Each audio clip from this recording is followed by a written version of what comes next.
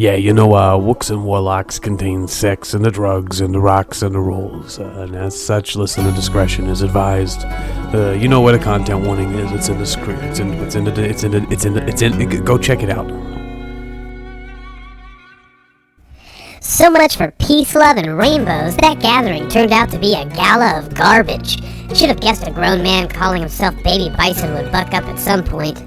Portals are almost always interesting, but rarely a good thing for our group in the world of Wooks and Warlocks.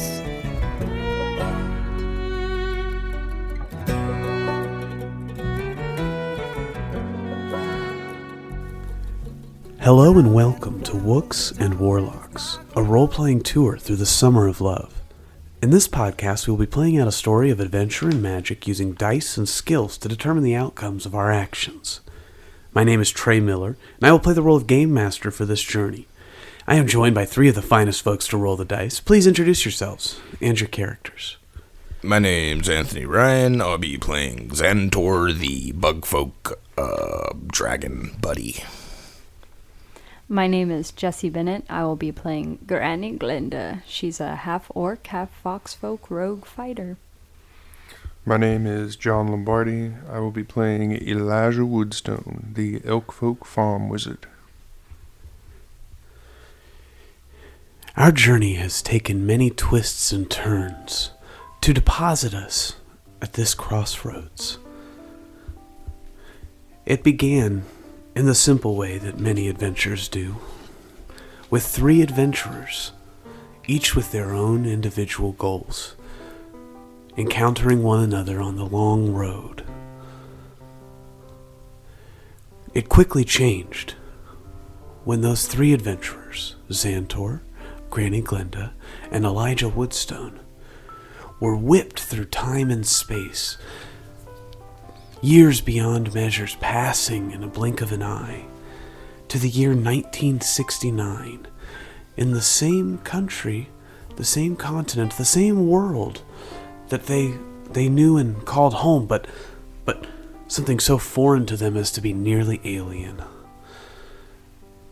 The group encountered locals to this realm, only to find that even those locals were time-flung adventurers, King Kenzie and the Happy Tricksters, playing some sort of a cosmic role in all of this, united with the group quickly dubbed Trace Kinos by their antics at the Renaissance Festival. Together, the Happy Tricksters and Trace Kinos have been traveling the road for weeks, months. It's hard to tell how much time has passed, but each step along the way has illuminated the cosmic purpose of this union. It would seem that the forces of good and magic and love and hope and partying represent a balance that was lost from Lund at some point in the countless millennia between the age that Trace Kinos left and the age where Trace Kinos arrived. And somehow, King Kenzie, the last known individual to have a wish granted by the Warlocks, is responsible for sucking what may be dozens of individuals from the far past into the future, but also bringing magic back to Lund. Somehow, these time-flung adventurers will play a pivotal role in continuing the existence of magic, good, divine, and more,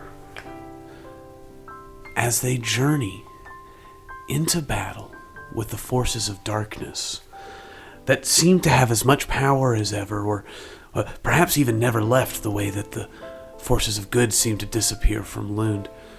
Greed, gluttony, pride, lust, wrath, sloth. Each of these forces of malevolence, of personified dark energy, has made some sort of a showing, be that in the various gangs of Lund in the modern era, or in avatars of themselves, doing battle with our adventurers in Tres Kinos and the Happy Tricksters.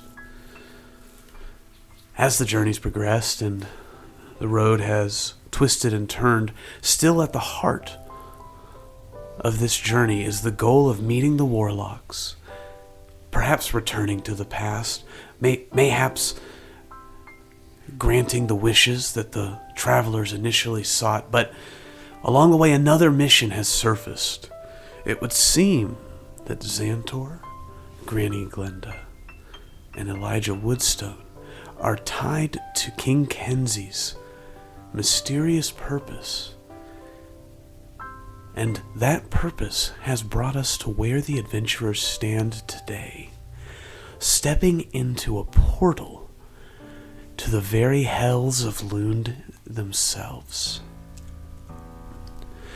Our adventurers had traveled on foot due to the brief separation of Tres Kinos and the Happy Tricksters to the Gathering, where they encountered Remy Riz, Brody Malone, and Norlin the Good Boy, who were undercover as Wooks traveling with Norlin's master in hopes of uncovering some secret mysteries about Norlin's past, or at least preventing whatever damage he could cause. And it's true, as they journeyed through the Gathering in search of the Billy Bison's good book, it became evident that Billy Bison, the Norlin's master, the Dark Wizard, was attempting to find Elijah Woodstone's Elder's book and use it for some nefarious purpose that never became clear, because Granny Glenda deftly turned Billy Bison into a hog using the bacon wand she had acquired from Penelope, well, Xantor and Penelope, at the Beach Van Burn Jam.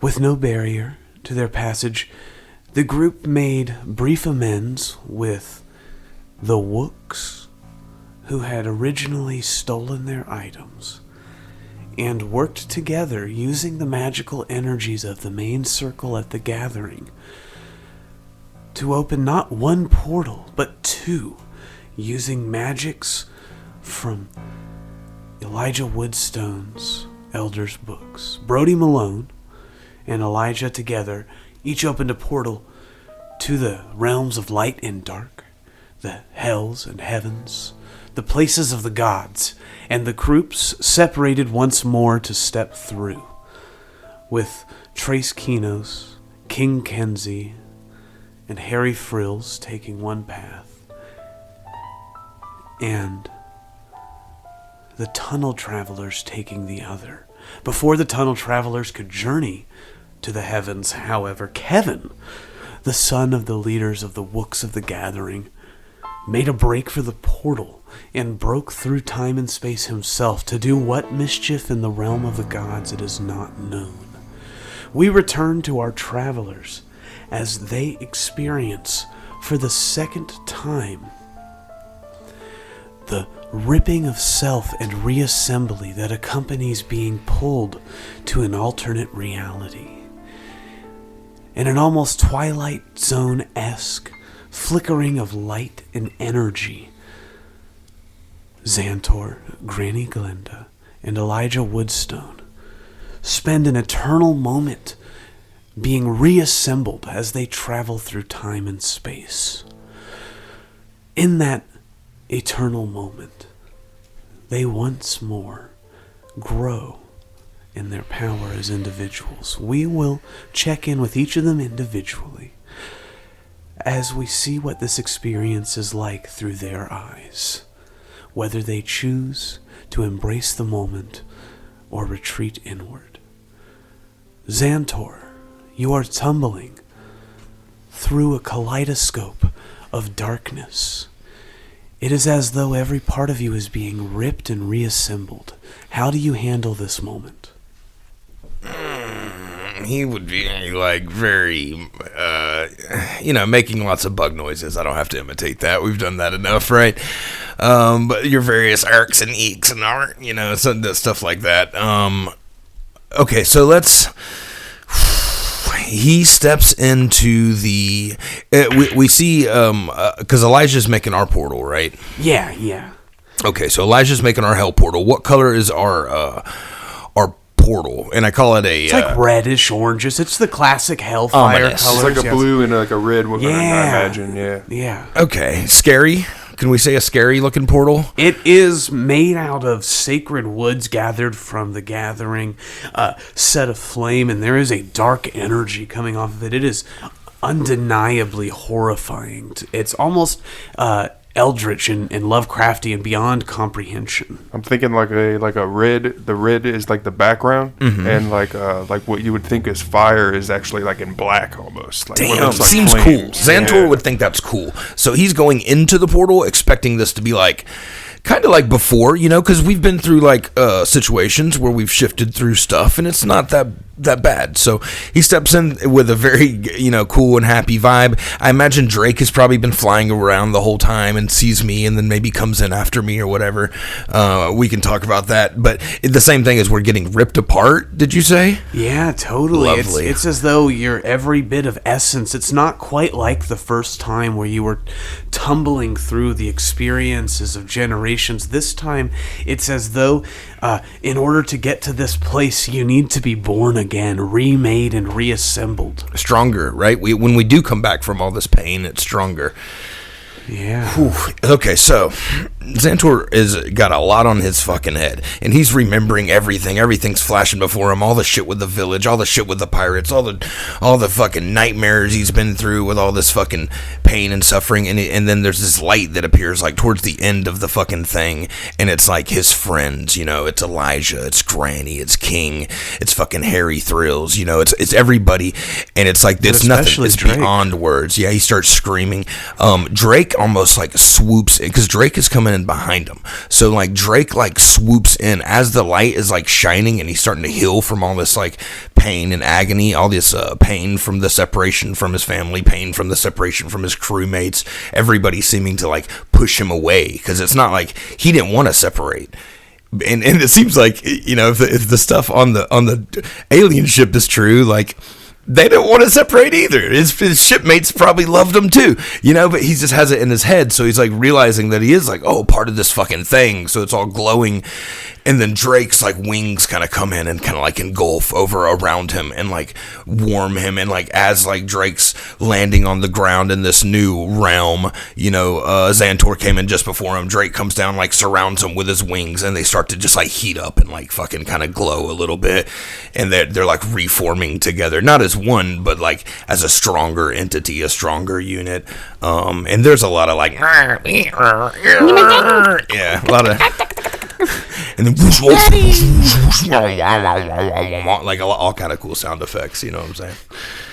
Yeah, so I mean, I guess that would be it. And like what he's doing right now, Xantor's realizing where home's at. Where's his heart? It's right there with his old buddy who's been there the whole time. He didn't realize like Xantor's like, man, I want to be a fighter. I want to be a lover. And it's like, no, motherfucker, you a father from day one. That's what you've been. That's what you're doing. And, he realizes that now it's like the son has grown up and now he's protecting you, motherfucker. He's putting you back together.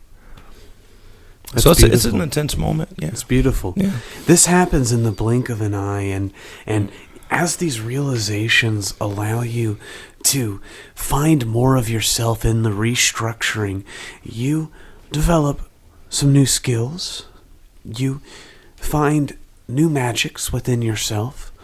What abilities do you have now as a level 12 player? So I tell you, like, as he's down in that cocoon with the wings around him, he's it's like this wave of envelopment of the warm light comes over him, and that wells up inside of himself, and it like reverberates out, and it creates like this whoosh, like this huge wave, like that's contained within the wings, so you can kind of see it, but it's like splashing out from the bottom of the wings or whatever. So it's like a wave spell. It's a tidal wave spell. He doesn't know the distance or the range on it yet, but he knows like he can make this stuff explode out the back of him that just like covers, creates a lot of water. And he starts focusing on his, I don't know, it's kind of like one of those kind of things. And he doesn't know yet, but Drake actually has a little treat in there for him. Drake's like put one of his little spirits that he knows that Xantor likes to like summon creatures and stuff. So Xantor doesn't realize yet, but he can also like summon a new kind of creature, which we'll talk about later. Cool. So this moment, this instantaneous eternity, brings you closer, not only to your friends and your beloved son, your Drake, but to yourself. You reconcile with the experiences of the past, and you feel cleansed and ready to move forward a more powerful Xantor. And that's going to help because you land, and as Drake's wings open, the desolate landscape before you is a mirror of the world you left behind. But tendrils of smoke, sulphurous and dark, swoop from the few remaining trees that dot the horizon. Any sign of life has been replaced by desolation, and panic is the norm. Granny Glenda, you have stepped into a portal through time and space and have brought along Parker, the spirit ghost form of your beloved grandson. As you travel through this instantaneous eternity, your being is broken apart and restructured, in bits and pieces of you and Parker are intermingled. You feel a oneness with this person who has been your charge since the beginning of this journey and before. As the moment continues, chaos envelops, and you feel torn apart, and the reality of your interdimensional existence sets in. How do you feel in this moment? I think Granny Glenda is experienced in this by now, like having gone through the portal one time, and I think she would open her eyes and feelings to what the people around her are feeling, and realizing that Xantor is having this openness in his heart towards us and everyone. She's going to try to use this moment in the portal while going through the portal to appear to Xantor and present to him the 2 crossbows and get him to take them. My goodness.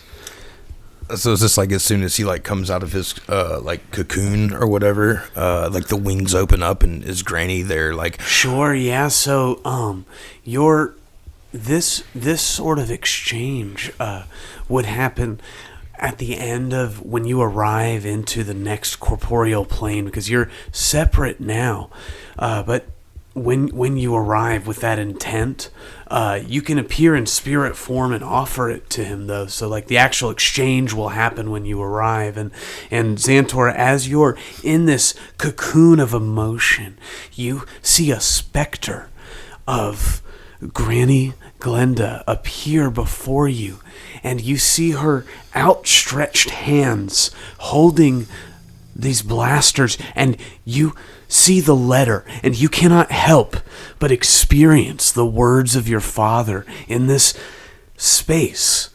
The words of his apologies reach out to you. The truth that you have been resisting, that he is your father, hits you. That he knows he made mistakes, becomes a part of your knowledge set.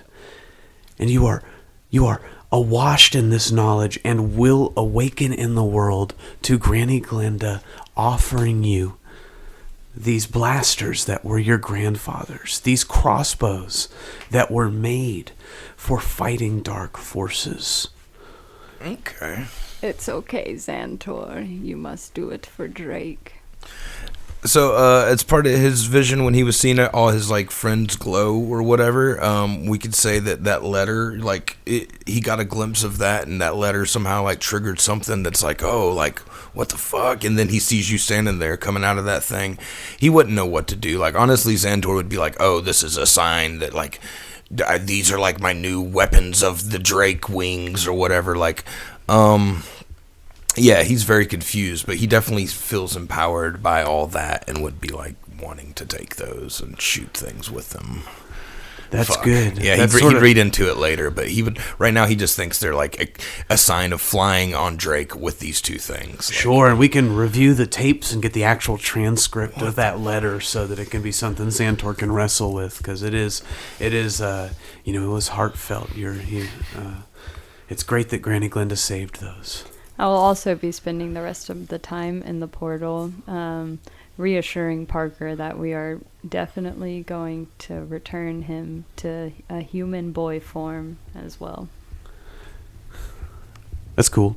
Are y'all getting like? Is there? That was Parker talking. I know. So like this is like spiritual Parker, right? The Ghost Parker. So Granny and Ghost Parker walking through the portal like nothing, right? They're like no pain or getting ripped apart or nothing. You're all just. Nah, bitch, this ain't my first rodeo. I mean, she's handling it very well. I feel like she's being stoic, but we, and given the narrative nature of this episode, we're not even going to make a roll for it. I feel like that confidence is a natural 20 in itself. These moments are passing for each of us. And I say us because Harry Frills and King Kenzie are also tumbling through time. They will each appear in their own right, having had their own experiences, and having witnessed you have your own, growing in their power as they do. Elijah, what is this instantaneous eternity like for our elk farm wizard? So Elijah's prepared for the usual rodeo of these portals and such. And as soon as he steps in and starts to break apart, he's immediately sucked into his book.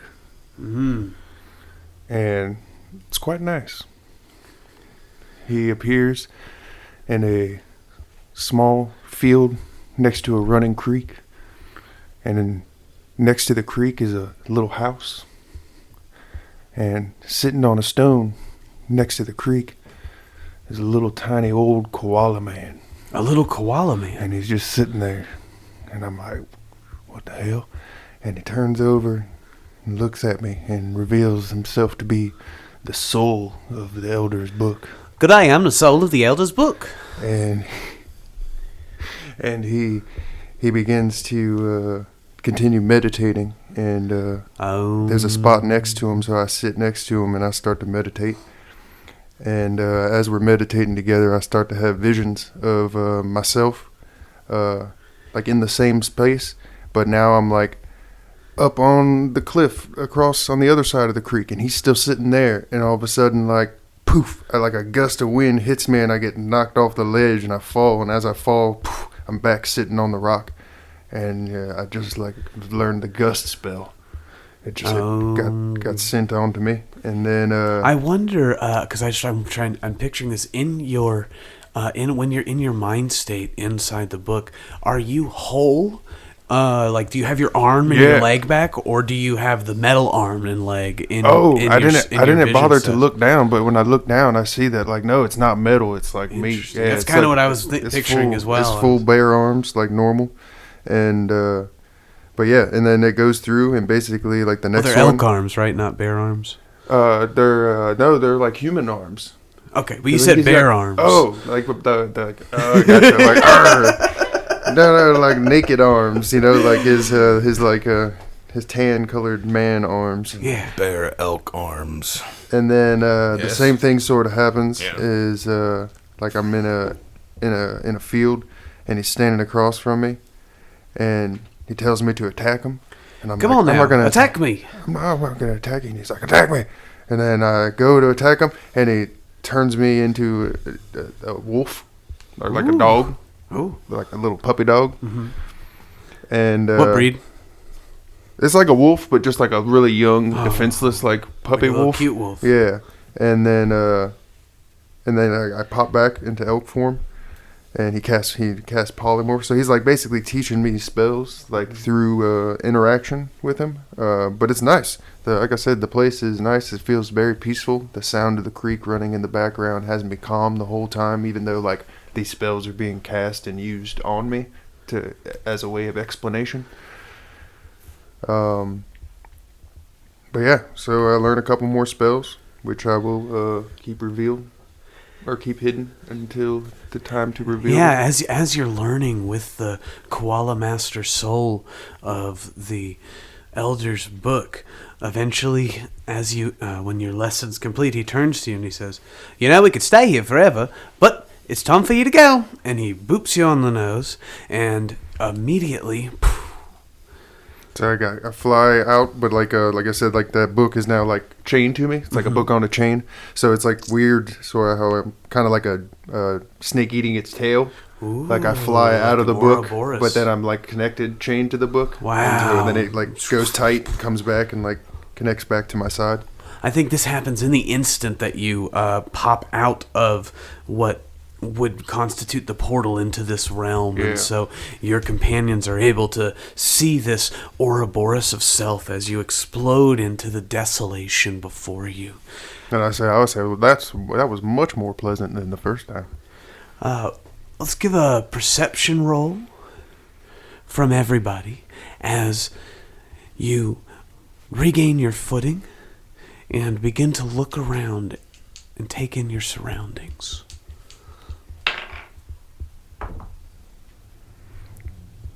21. 8. 13. Xantor, with your 8, I imagine you are just still caught in the moment that you found yourself in. You are, your heart is wrenched. You're having whatever reaction you're having, and Drake is still tending to you. Granny Glenda, you take in the scene around you, and it is quickly evident that, save for the desolation, the lack of life, this topographically, geographically, is the place you just were.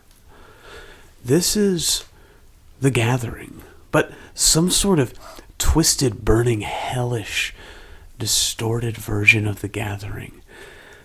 And as you look to the skies, you realize this place is not as devoid of life as it seems.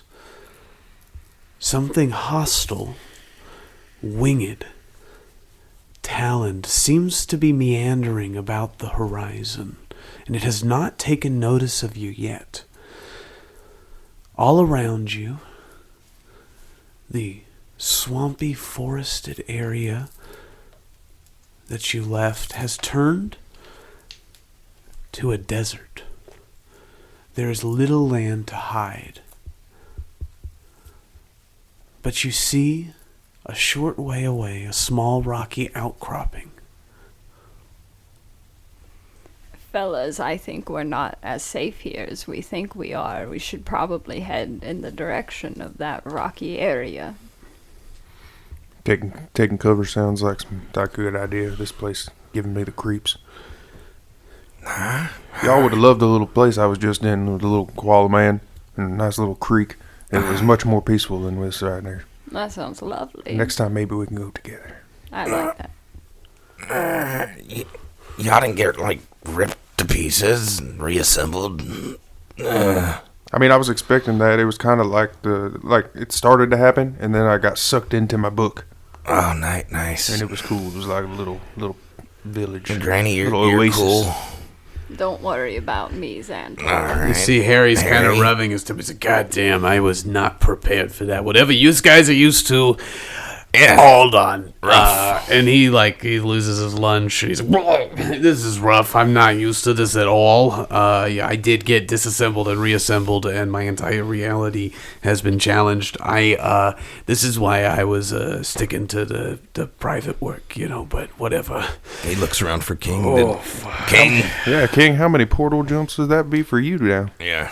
I have been through, the same number as you. It was only the first one. I just went 10 years earlier, so it's 2 portal jumps through time and space. And admittedly, it's not my favorite experience, but I did have a bit of a divine awakening, and I believe I've got some new magics that will be of use to us here, but I need a little bit of time to meditate on what I've learned. Perhaps we could find some of this shelter that Granny Glenda has spoken of.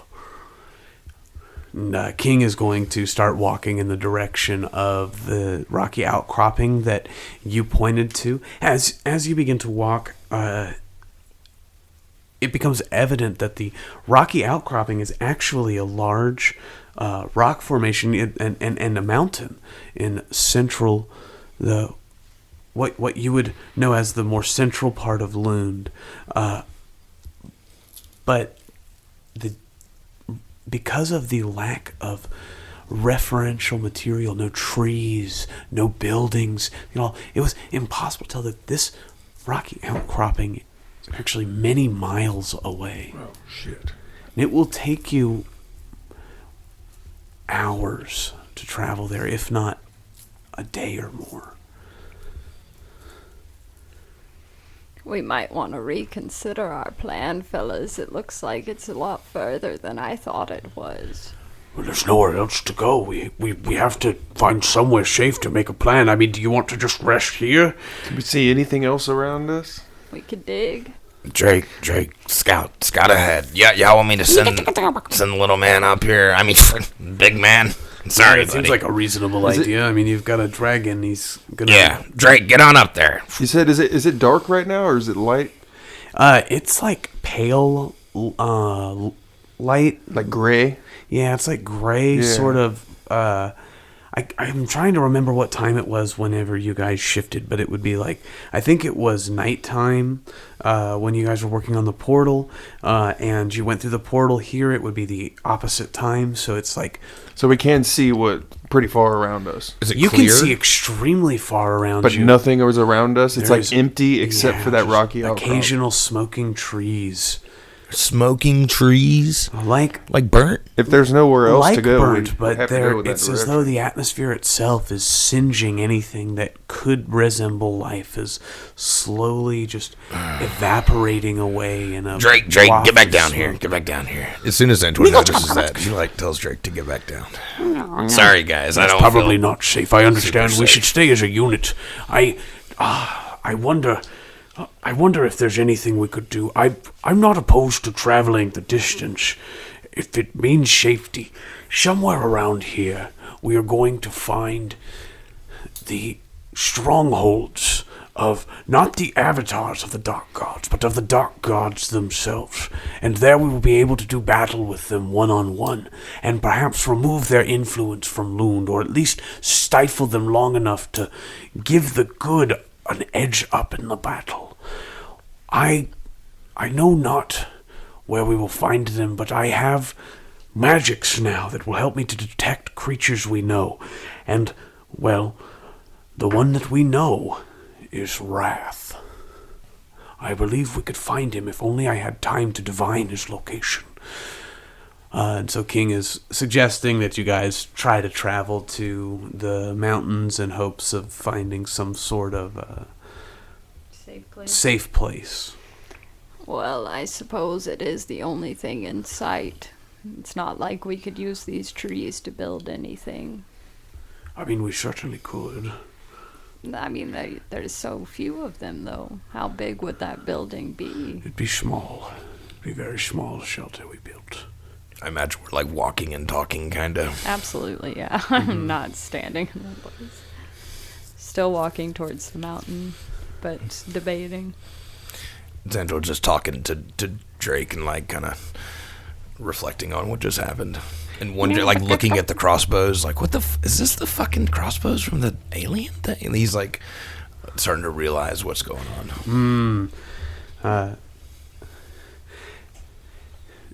Drake says, Yeah.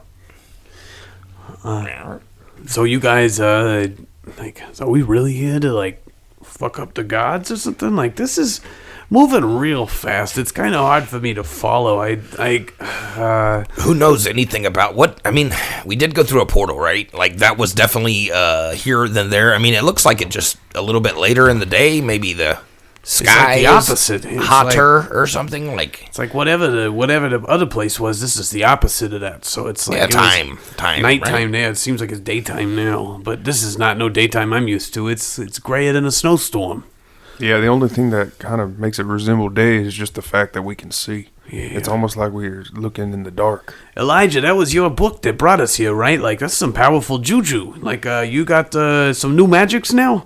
Well, I don't know. I mean, it seems like it did the part. I don't know if it was just like a magical vector for that space that we were in, or if it actually did it itself. Because I don't have any spells in here, none such that are that sort of thing that I can just do. You know. Why, Elijah, your wisdom seems to match your intelligence these days. You've grown so much over this journey. It is great to see your ability to decipher. I remember when you couldn't read. I know, it's pretty crazy. I was dumb as hell.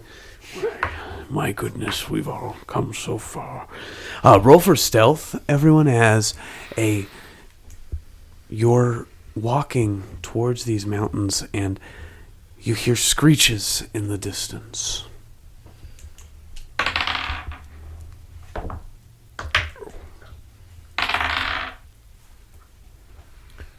$24.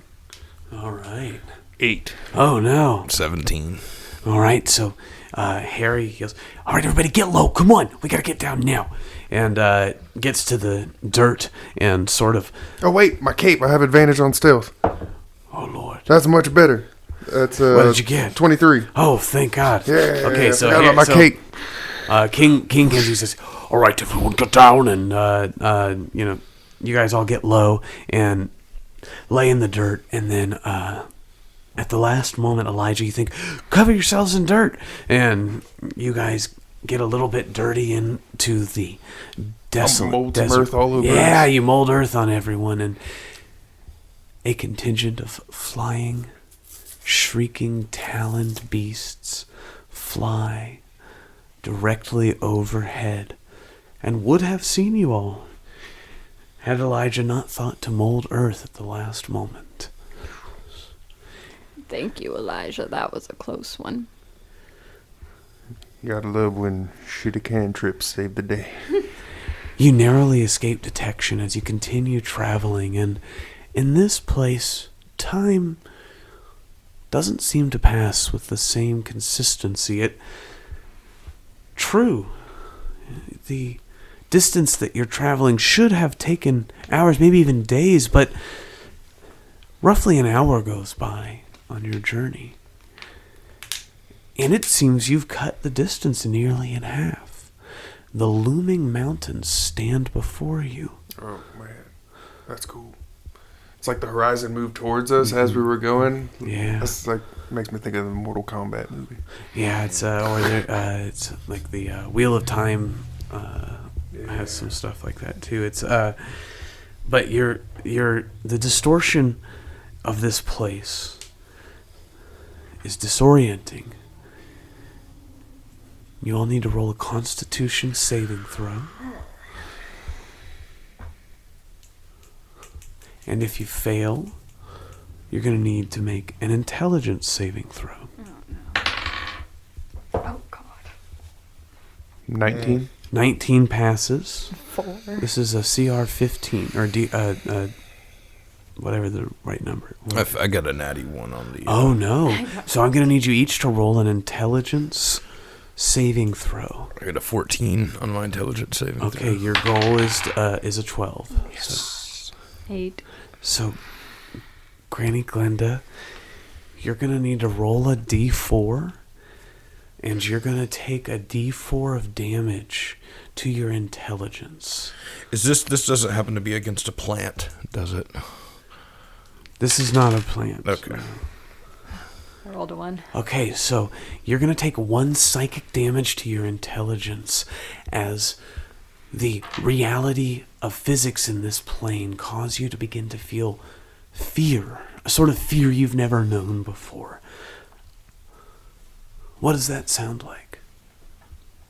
I don't know about this place, guys. I'm feeling a little uncomfortable right now. I don't think I've ever seen Granny scared of anything. What's her position in the party? Was she like towards the front with King and Harry and everybody, or she might be on her little... I'm going to have her, now that she's looking scared, I'm going to have her mount up on the... Okay.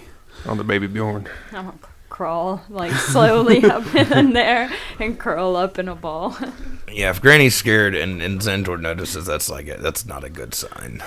As you all take note of Granny's fear, your travel continues, and the mountains begin to change shape in front of you.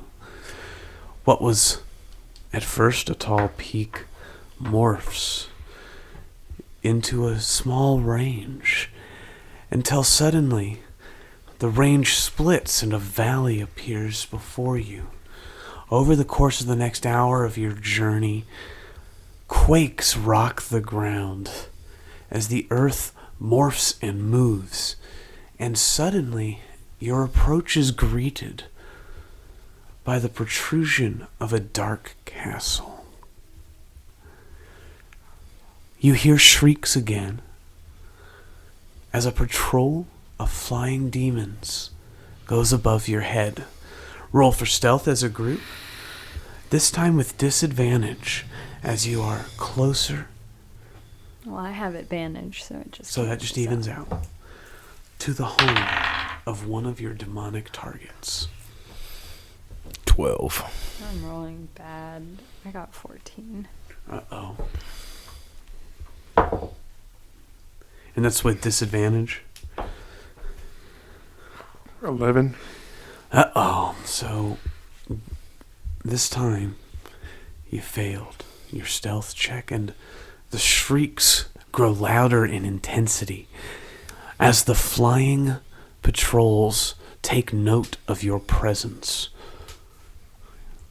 How do you react as they begin to shriek and soar towards the dark tower protruding from the mountains and nestled in this dark valley?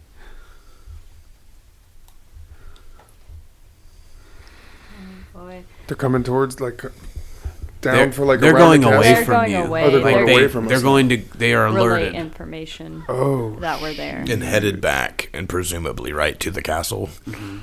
Fuck. How far away are they from me?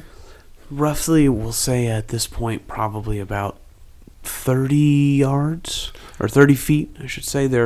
They were in the air and But they're they're in just the air. starting to fly away. Yeah. So, total distance, so to, like, say 30 feet, how far up? Oh, I mean to say that they're about 30 feet up and have just taken. They're flying over you and now away. We got one chance to like shoot at them or Sure, whatever. yeah. This is like the turn that they noticed you. We could say if this was in turn-based mode here. How big do they look like a creature that could be taken down with a crossbow? Are they a large creature? Or? You can roll for perception. How many are they? There's 4 of them. Maybe we should leave one just so we could see where the castle is. I mean, they're probably going to the place we're trying to find. At the very right? least, an entry. I can see the silhouette of the dark tower on the horizon, but that doesn't mean we know how to get in. I can cast Earthbind on one of them. That seems like a great idea. I mean, it's what's... Yeah, do it. I mean, I'll cast, that's what I mean. I'll cast Earth. It's only one of 4, though, so, I mean, the message is still getting there. Could I do a nature check instead of an investigation? Sure. Yeah. What is the save on Earthbind? Strength save of 17. Alrighty. 15 on investigation. This is for like a size check on the creatures. They are large. And there's 3? 4. 4? So you earthbind one and it falls to the ground. As it tumbles, You see its companions take note of its path and turn in their flight to attempt to help their falling companion. We're going to roll for initiative and pick up there next time on the next thrilling installment of Wooks and Warlocks.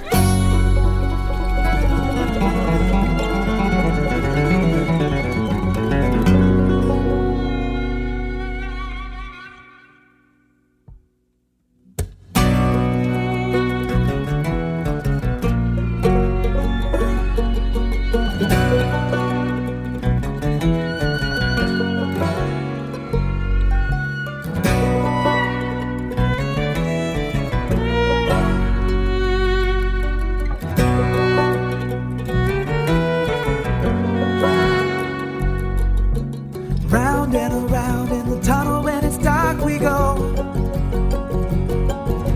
searching through the rubble for what once was spark like a shout in the night.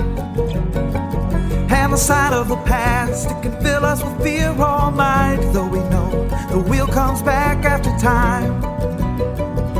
Oh, sweet time. And the soul will rise from the ashes. We will climb as we shout into the night. Let no man mute my battle cry.